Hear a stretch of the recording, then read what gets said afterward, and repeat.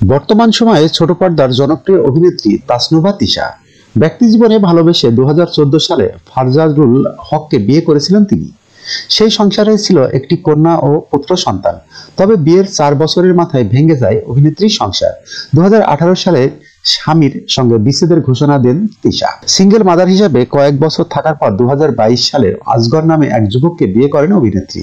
দুজনের পরিচয়ের মাধ্যমে থেকেই সেই সম্পর্কে বিয়েতে রূপ নেয়।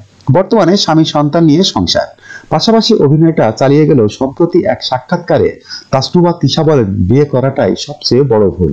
অভিনেত্রী বলেন, আমার মনে হয় বাচ্চাদেরও আমি বিয়ে দেব না, মানে তাদেরকে বিয়ের জন্য চাপ বা উৎসাহ দেব না। তবে যদি তারা নিজ থেকে কখনো বিয়েতে আগ্রহ হয় সেখানে আটকাবো না। তিশা আরো বলেন, বিয়ের বিষয়টা অনেক বড় বিষয়। এটা একটা দায়িত্ব, বিশেষ করে মেয়েদের জন্য। তাদেরকে অন্য একটা পরিবারে যেতে হয়, অন্য একটা পরিবেশে মানিয়ে নিতে হয়। যদি আমার সন্তানেরা সেটা করতে চায় তাহলে আপত্তি নেই, তবে আমি তাদেরকে বিয়ের জন্য উৎসাহ দেব না, বাকিটা তাদের ইচ্ছে। বর্তমানে তিশাকে অভিনেতা আরশ খানের সঙ্গে জুটি বেঁধে একাধিক নাটকে কাজ করতে দেখা গেছে। সে কারণে তাদেরকে নিয়ে প্রেমের গুঞ্জনও ছড়িয়েছে। তবে অভিনেত্রী জানিয়েছেন, আরশের সঙ্গে তার কোনো প্রেমের সম্পর্ক নেই, একসঙ্গে জুটি বেঁধে কাজ করছেন বলেই বিভিন্ন গুজব ছড়িয়েছে।